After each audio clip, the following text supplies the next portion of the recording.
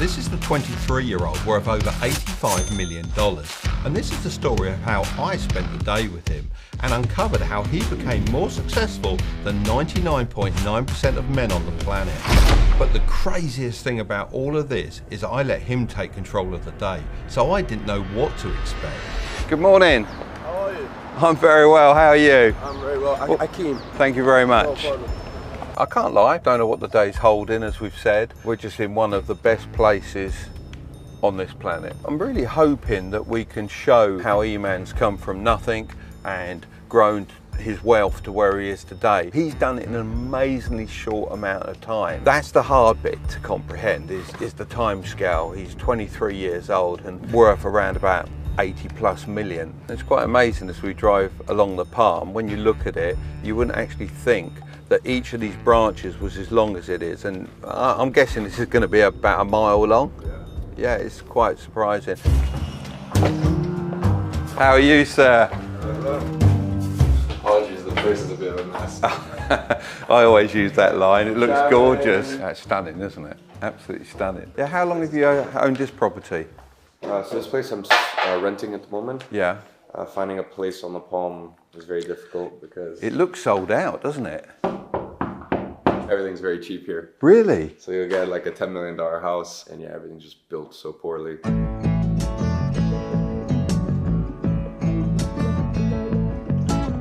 That house sold I think for $35 million. That one right there is 100 mil. But that one at the end is just crazy. The rent on this is like $50,000 a month. And are you looking to make this your base, Dubai now? Yeah, 100%.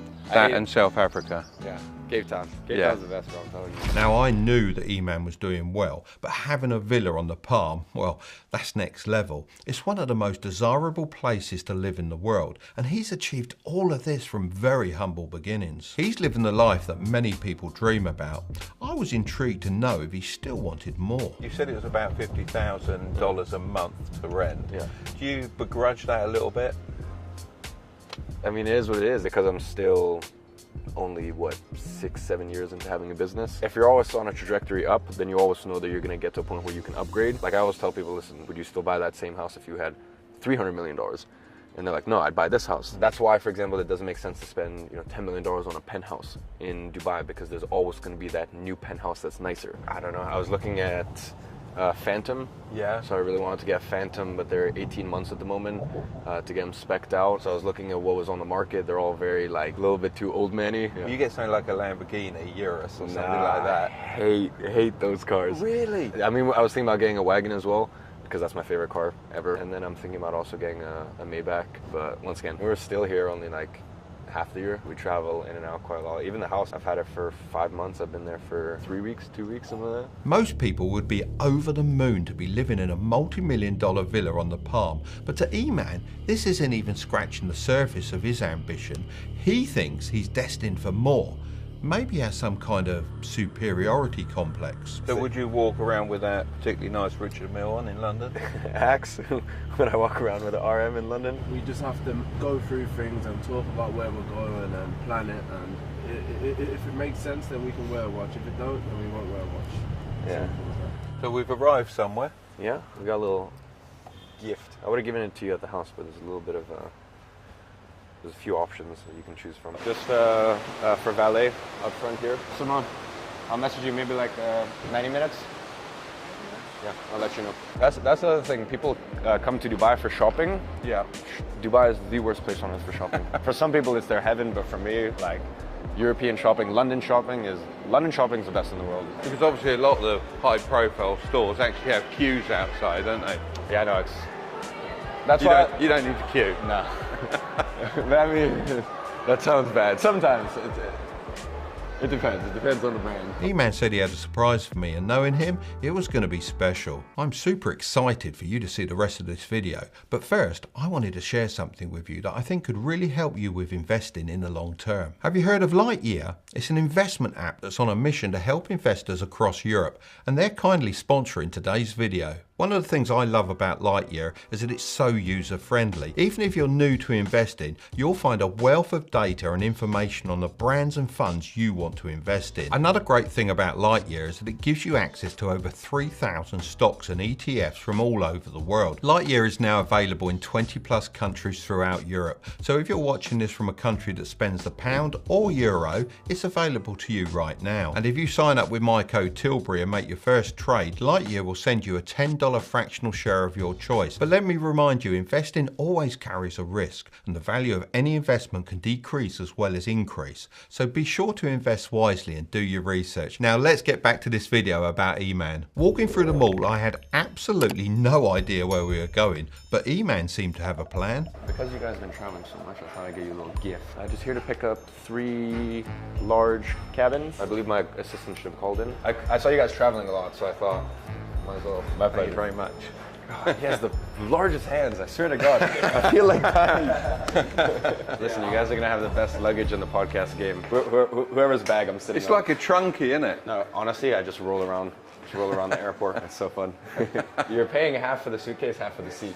I've seen him giving away expensive gifts many times on social media, from watches to cold hard cash, but I was still taken aback with his manners and generosity. When he gives you something, he hits the spot every time.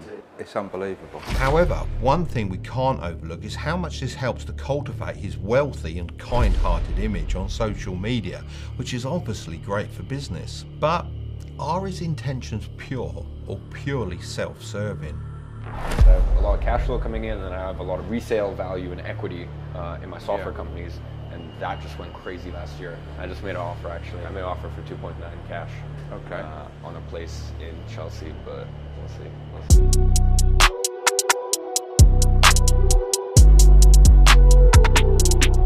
E-Man said we're off to somewhere really hot, so I went for a quick outfit change, jumped in the car, and off we went. Without being rude, and I hope this isn't rude, obviously you have got an actual dad. He's still alive somewhere, I assume. Yeah. Do you know him? Not personally, no. He was alcoholic abusive, so my mom left him when she was pregnant, because then he wasn't just affecting one person, he was affecting 2. For me, it would be weirder, the idea of having a dad than not having a dad. And what I always say is, it's like, for the people that have a father, it's sure they have a dad, but doesn't mean that they're a good role model. By having a father, some of the things he taught me, I would say, have held me back through my life. My dad was very much, you shouldn't borrow, because that was taught from the generations before him, from probably World War II and all the various things that went on. It can be a massive advantage, or it can be a massive disadvantage. If you have a father, you might take on 20%, you might take on 50%, you might take on 80% of their beliefs, and if their beliefs are wrong, then that puts you in a bit of a sticky situation. So yeah, for me, it's of course it's a disadvantage growing up in a single parent household, but you know, but you found advantages within that.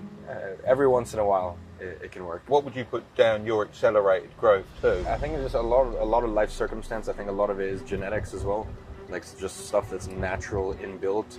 I think there's a lot of people in my situation who just, no matter what, would not have the same level of stress tolerance, and also wouldn't keep pushing. Becoming successful at whatever you do is, sure, it's difficult, but I think staying in that position is really where legends are made, and that's really where, you know, you earn your stripes and you earn that respect. So I think a lot of people can make it. I don't know a lot of people can stay in that same position and keep that same level of intensity. What I achieved, you wouldn't want to, because you're sacrificing so much. You're basically sacrificing your sanity. E-Man says he's genetically gifted with a higher stress tolerance than most, but he is still young, and I can't help but be concerned about the long-term effects of living under these conditions. In my youth, I thought I was invincible too, and after working myself to the bone, I had a serious health scare that shocked me back to reality. I wonder if E-Man is heading down a similar path.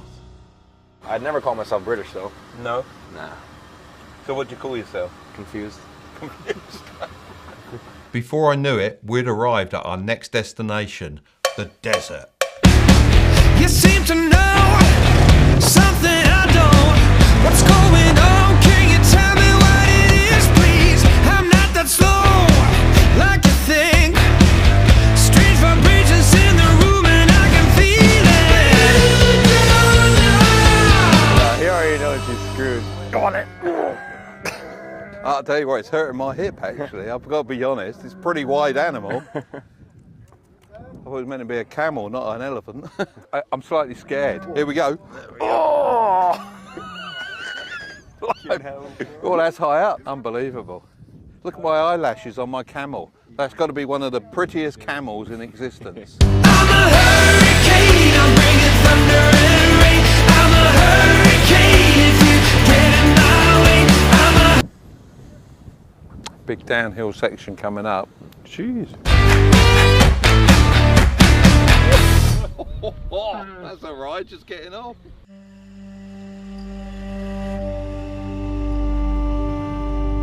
Middle of the desert, and we got a classy restaurant. You said that you didn't want to ever become a billionaire because of the responsibility that goes with it and the control from above. I don't want to be viewed as a billionaire. That's a big difference. Let's say, for example, in Middle Eastern families, like you put like the top 10 richest people on earth, combine them all times 5, they're still not as rich as the Qataris. But you're not going to find the Qataris on the world's rich list.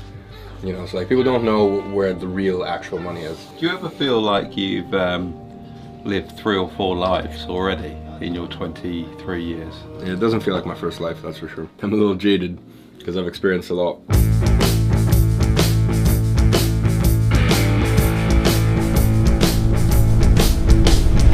After an amazing couple of hours, I began thinking, this is probably just a normal day for Iman, and if I did all these things at his age, what would there be to look forward to? When I became a millionaire in my early 20s, I was very cautious of letting my lifestyle get out of control. I know it sounds funny, but I had this rule that I would do something that made my life a bit better each year. But Iman's already done it all, so I was curious to see how he approached this potential issue. Do you ever worry when you can see all the experiences, do all the experiences, that you'll eventually have experienced everything there is to experience? You find what you like and what you don't like. Like I couldn't care less about certain things that people find. Like for example, I went on a safari. Yeah. Super nice, like $100,000 safari. Hated it. Really? Couldn't care less. There's only so many times you can watch a lion lick itself.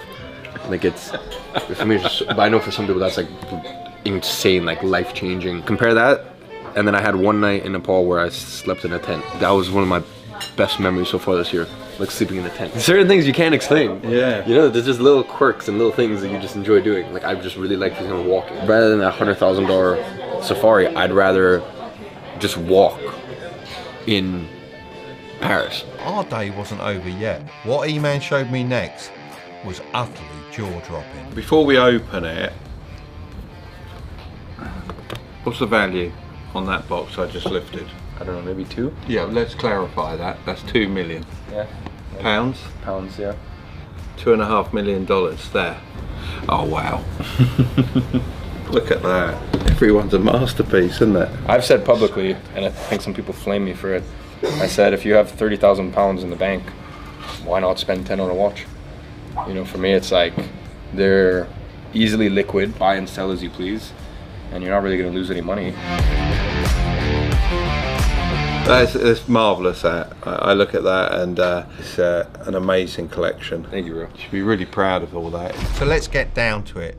Does Iman have a superiority complex? Yes, but this has allowed him to dream big and achieve greatness.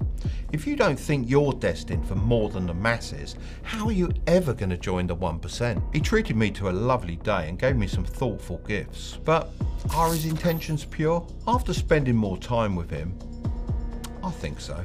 After living a day in Iman's world, I was concerned that he'll have soon experienced all of life's greatest luxuries. But it's clear that this isn't what Iman lives for. He's more interested in the simple pleasures of life. There's lots of responsibility on his shoulders, which comes with a lot of stress. Will it get the better of him? I guess only time will tell. Yeah. Top man. Thank you, bro. Thanks for everything.